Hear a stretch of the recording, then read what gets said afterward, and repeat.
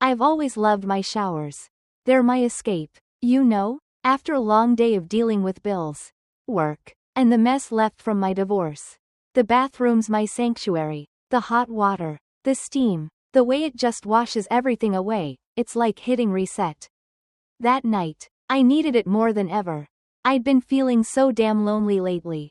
Like I was invisible. My ex, David, was out of the picture. And my son was off at college. It was just me and Ryan now. My son's best friend who'd moved in after his mom passed. He's a good kid, 19, trying to figure life out. I didn't mind having him around. It made the house feel less empty. So there I was, standing under the showerhead, letting the water pour over me. The steam was thick, fogging up the mirror, and I could smell that lavender body wash I love. I leaned my head back, letting the heat melt the tension in my shoulders. My eyes were closed, and I was humming some old song, just lost in the moment. I didn't hear the door creak open. I didn't feel the shift in the air. I didn't know Ryan was there until it was too late. I turned to rinse the soap off my arms. And that's when I saw him. Just a shadow at first. Through the frosted glass of the shower door. My heart skipped a beat. And I froze, squinting to make sure I wasn't imagining it. But there he was, standing just inside the doorway. His eyes wide, staring. And then I noticed his hand, moving under the waistband of his jeans. I could see it. The way his breath hitched. The flush on his cheeks. God, he was getting off. Right there, watching me. For a second, I couldn't move. My breath caught in my throat. And my mind was racing. I should have yelled at him. Told him to get the hell out. But I didn't. I just stood there, the water pounding down on me. Staring back at him through the glass. His eyes locked on mine. And I saw it. This mix of guilt and something else. Something raw and hungry. It was wrong. So damn wrong. But there was this flicker inside me. This heat I hadn't felt in years. I mean, I'm 38, divorced. And here's this kid, my son's best friend, looking at me like I'm some kind of goddess. It was messed up, but it felt good. The steam swirled around us, making everything feel hazy, like a dream. I could have covered myself, turned away, but I didn't. I let him look. I let him see me. My curves, my skin, everything. And the way his eyes widened. The way his hand moved faster, it did something to me. I shouldn't have felt flattered. Shouldn't have felt anything. But I did. I hated myself for it. But I couldn't stop. Finally, he snapped out of it. Sorry, he mumbled, his voice barely audible over the water. He turned and bolted, the door clicking shut behind him. I stood there, alone. My heart pounding so hard I thought it'd jump out of my chest. The water kept running, but I couldn't move. My mind was a mess, shock, embarrassment, and this weird, twisted thrill I didn't want to name. I told myself it was nothing. Just a teenage thing, that he'd forget it by tomorrow. But deep down, I knew that wasn't true. The way he'd looked at me, the way I'd let him, it changed something. I could feel it. I turned off the water. My hands shaking as I grabbed a towel. The mirror was still fogged. And I wiped it clear. Staring at myself. My cheeks were flushed. My eyes wide and uncertain. I wrapped the towel around me. The silk robe clinging to my damp skin. And tried to steady my breathing. But those thoughts, they stuck to me like the steam still hanging in the air. I couldn't shake the image of him standing there. His hand moving. His eyes dark with something I didn't want to understand. And as I left the bathroom, heading back to my room, I knew things between us had shifted. It was just a moment. But it felt like the start of something dangerous. Something I couldn't take back. I couldn't stop thinking about that night in the bathroom. It was like it burned itself into my brain.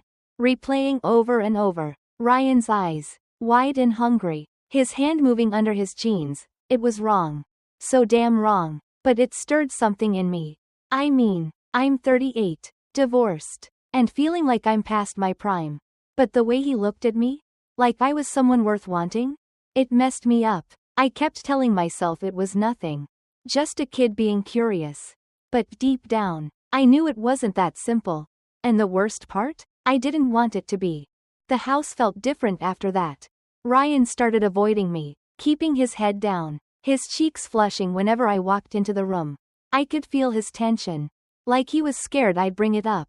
But I didn't. Not at first. I tried to act normal.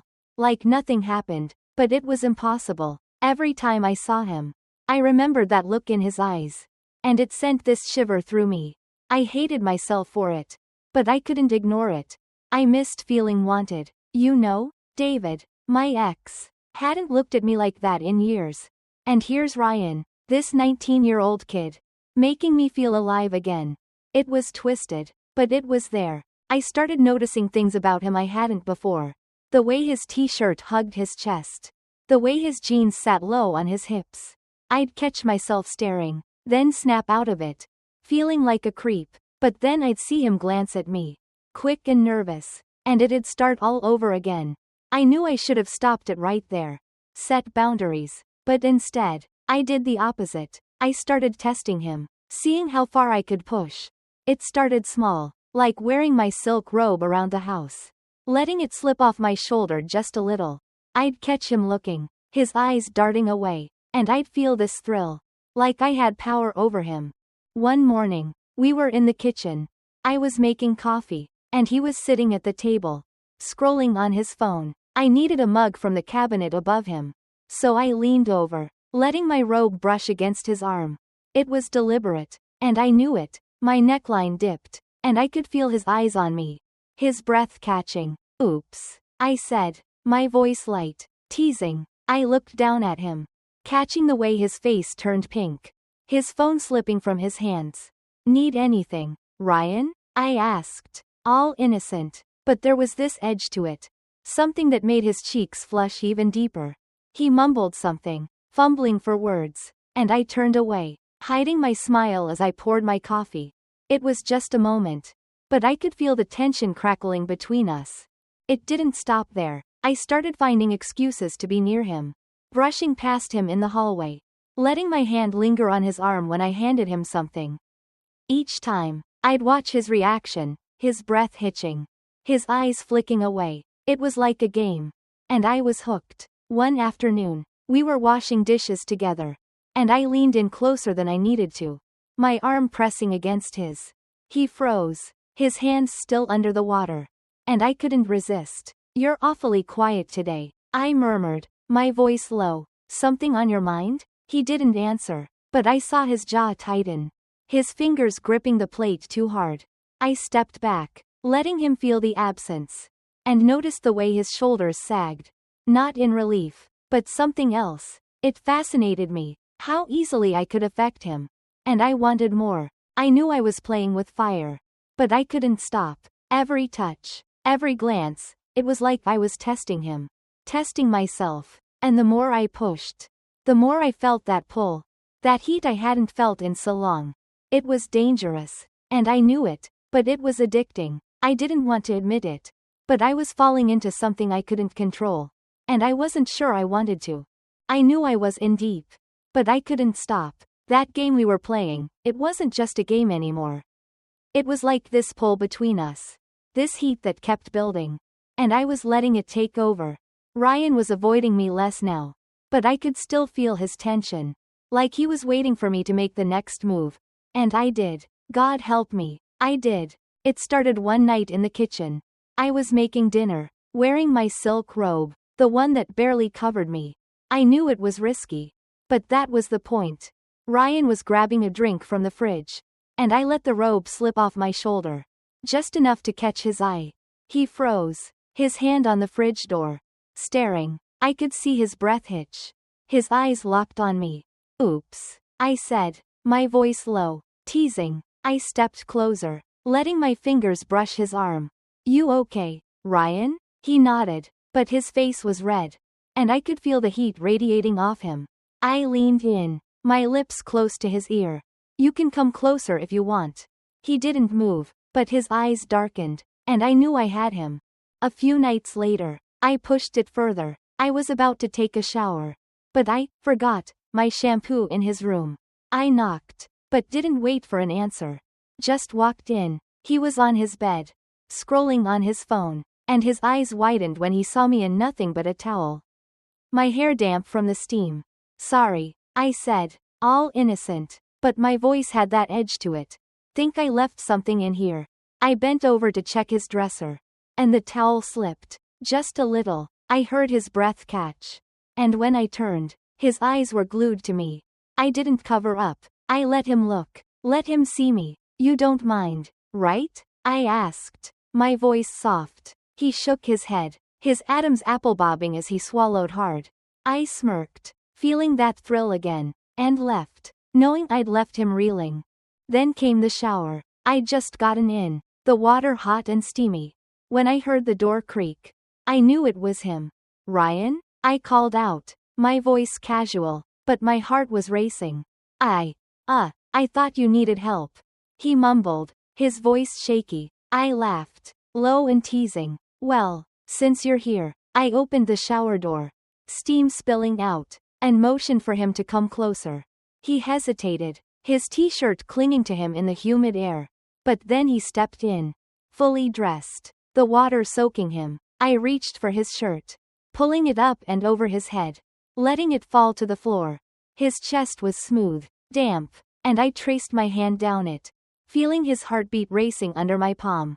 We stood there, the water pouring over us, and I looked into his eyes, searching for something, permission.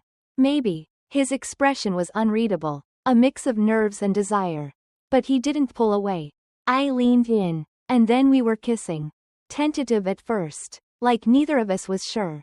But then it shifted, and it was hungry, desperate. His hand slid to my waist, pulling me closer, and I pressed myself against him, feeling the heat of his body. My fingers tangled in his wet hair, and I kissed him harder, the steam swirling around us, making everything feel surreal. His hands moved lower, hesitant, but I guided them, showing him where to touch, how to make my breath catch. It was slow, intense, and so damn wrong, but I didn't care, not then. When we finally pulled back, panting, I looked at him, his face flushed, his eyes dark. We shouldn't, I whispered, but my voice was weak, and I knew I didn't mean it. He nodded, but his hands didn't let go. And in that moment, I knew we'd crossed a line we couldn't uncross. I knew we'd crossed a line, but there was no going back. That shower, it changed everything. Ryan and I tried to act normal around the house, but it was like the air between us was charged. Electric. I'd catch him looking at me, his eyes lingering, and I'd feel that heat all over again. We didn't talk about it at first, but it was there, hanging over us like a shadow. I told myself we couldn't keep doing this, that it was wrong, dangerous, but the truth was, I didn't want to stop. And neither did he. It became our thing, sneaking into the bathroom when the house was quiet.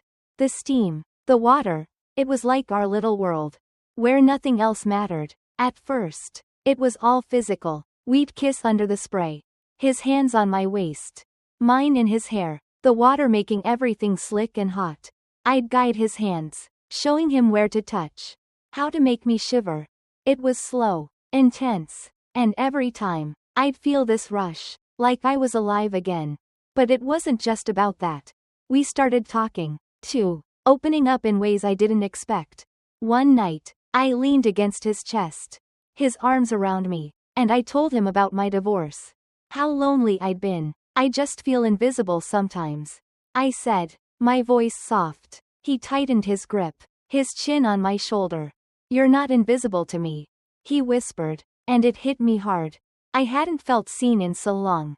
He opened up, too, telling me about his mom, how lost he felt after she died. I don't know who I am anymore, he admitted, his voice breaking. I turned in his arms, looking up at him, and saw the pain in his eyes. You're figuring it out, I said, my hand on his cheek. And you're not alone. It was messed up, but those moments, they bonded us. The shower became this safe space, where we could be honest, vulnerable. I learned things about him I'd never known, his insecurities, his dreams, the way he saw the world. And I shared stuff I'd kept hidden, too, like how scared I was of being alone forever. But it wasn't all perfect. The guilt was always there, eating at me. I'd catch myself thinking about my son, wondering what he'd say if he knew. Ryan felt it, too. Do you ever think we're making a mistake? he asked one night. His voice low, his hands still on my hips. I hesitated, looking into his eyes. All the time, I admitted, but when I'm with you, it doesn't feel like one. He nodded, but I could see the conflict in him. The same war one was fighting. We knew it was wrong, but we couldn't stop. It was like we were addicted to the touch, the connection, the way we made each other feel. There were lighter moments, too, like when I'd tease him about being shy. No wonder you were nervous, I said one night, smirking as I looked down at him. You've been hiding something impressive. His face turned red, and he laughed, covering himself. Shut up, he muttered, but he was smiling. I giggled, stepping closer. Relax, it's just us. I took his hands, guiding them to my waist. And we stood there, laughing, the tension easing. But even then, the weight of what we were doing lingered. We didn't talk about it much, but it was always there, in the back of our minds. As the weeks went on, it got harder to ignore. I'd see him in the kitchen, and my heart would race. But then I'd remember the risks. What if someone found out? What if David, my ex, showed up? Ryan felt it, too, avoiding eye contact sometimes, like he was scared to get too close. But we couldn't stay away. The pull was too strong. And every time we stepped into that shower, it was like we were choosing it all over again. I knew we'd have to face the consequences eventually. But for now, I wasn't ready to let go. And neither was he. I should have known it couldn't last. That bubble we'd built, that secret world in the shower, it was too fragile, too reckless. But I didn't want to think about it. I just wanted to feel. To lose myself in Ryan, in the way he made me feel alive. That night, we were in the living room. The TV on low. Some dumb movie playing in the background. I was on his lap. My silk robe barely holding together. His hands on my hips. Pulling me closer. We were kissing. Hard and desperate. My fingers in his hair. His breath hot against my neck. I could feel him. Hard against me. And I didn't care about anything else. Not my son. Not David. Not the consequences. It was just us. Lost in the heat. The room dark except for the flicker of the screen. Then the door slammed open. I froze, my heart dropping into my stomach. Ryan's hands stilled, and we both turned, panting, to see David standing there. His eyes wide, his face twisted with shock. What the hell is this? He roared, his voice shaking with rage. I scrambled off Ryan, pulling my robe tight, but it was too late. He'd seen everything, my flushed cheeks. Ryan's shirt half open, the way we'd been tangled together. David, wait, I started, but he cut me off. His voice booming. Wait? Wait for what? Emily? You're screwing this kid? My son's best friend? His words hit like a punch. And I flinched, my legs shaking as I stood there. Exposed. He opened up, too, telling me about his mom. How lost he felt after she died.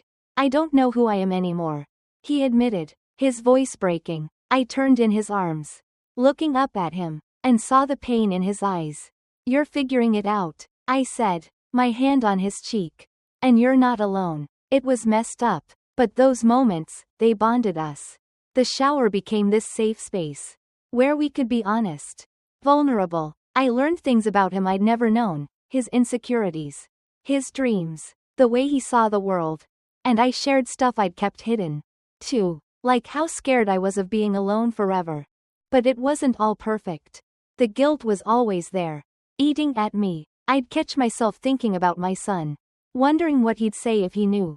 Ryan felt it, too. Do you ever think we're making a mistake? He asked one night.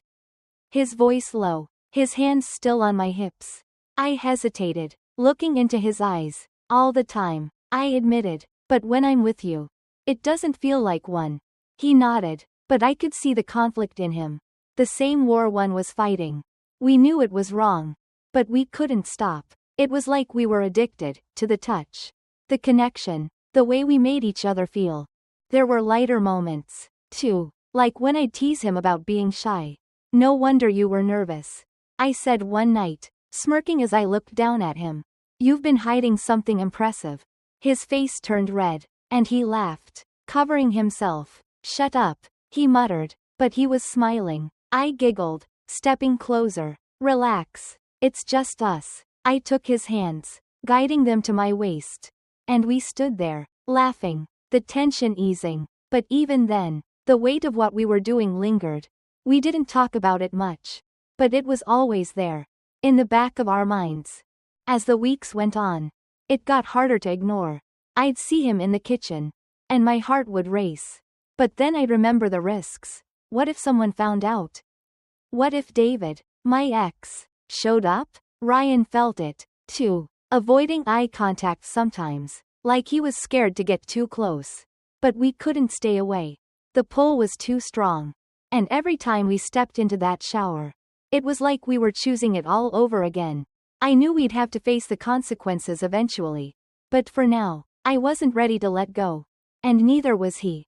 After David stormed out, the house felt like a graveyard, silent, heavy, and haunted. I sat there on the couch, my robe still clinging to me, tears drying on my cheeks. Ryan was gone, retreated to his room, and I didn't know what to do. David's words kept echoing in my head. I'm telling everyone. I knew he meant it. And the thought made my stomach twist. My son, Ethan, would find out. The neighbors, my coworkers, everyone. I'd be the sick, twisted woman who seduced a kid. And Ryan? He'd be dragged through the mud. Labeled a victim, or worse, a perv. I couldn't breathe, thinking about it. The next few days were hell. Ethan called, and I could hear the disgust in his voice. Mom, what the hell? David told me everything. How could you? I tried to explain, but he cut me off. I can't even look at you right now, he said, and hung up. That was it. No texts. No calls. Just silence. The neighbors started whispering, giving me dirty looks when I grabbed the mail. I heard one of them call me, that cougar, under their breath. Ryan wasn't doing much better. His friends stopped coming around. And I caught him scrolling through hate messages on his phone. His face pale. They think I'm a freak, he muttered, not looking at me. I wanted to comfort him. But what could I say? We'd done this. We'd made this mess. But even with all that, I couldn't stop thinking about him. I'd see him in the hallway, his head down, and my heart would race. I'd remember the showers, his hands on me, the way he'd made me feel alive. It was sick. I knew that, but it was there. This pull I couldn't shake. Ryan felt it, too. One night, he cornered me in the kitchen. His voice low. I know we're screwed, Emily, but I can't pretend I don't feel this. I don't know what to do. I looked at him, his eyes dark, conflicted, and I wanted to kiss him. Right there, even with everything falling apart. We can't, I whispered, but my voice was weak. And I knew I didn't mean it. But I can't stop either. I admitted, and he nodded, like he understood. We talked about running away. Starting over somewhere no one knew us. But who were we kidding? We couldn't outrun this. The guilt was eating me alive. And I could see it in him, too. Do you hate me? He asked one night. His voice breaking. For pulling you into this? I shook my head, tears welling up. No, Ryan, I hate myself for letting it happen. But I don't hate you. He reached for my hand. And I let him, our fingers intertwining. And for a moment, it felt like we were back in the shower. Safe and close. But it wasn't. Not anymore. I kept asking myself if it was worth it. The passion. The connection. Was it worth losing my son? My life? I didn't know. Ryan was struggling, too. I love you, he said one night, his voice raw. And it broke me. But I hate what we've done. I nodded, crying. Me too. We didn't know if we should keep going. Hiding it, or end it and try to heal. But how do you heal from something like this? The moral questions kept spinning in my head. Was it love? Or just lust? Was I a predator? Or was he just as guilty? I didn't have answers. And that scared me more than anything. The house felt empty now. Like a shell. We avoided each other most days. But the tension was still there. Thick and suffocating. I knew we'd have to decide soon. Stay and fight. Or walk away and face the fallout alone. But for now, we were stuck. Trapped in this mess we'd made. And I couldn't help but wonder if we'd ever find a way out. Or if we even wanted to.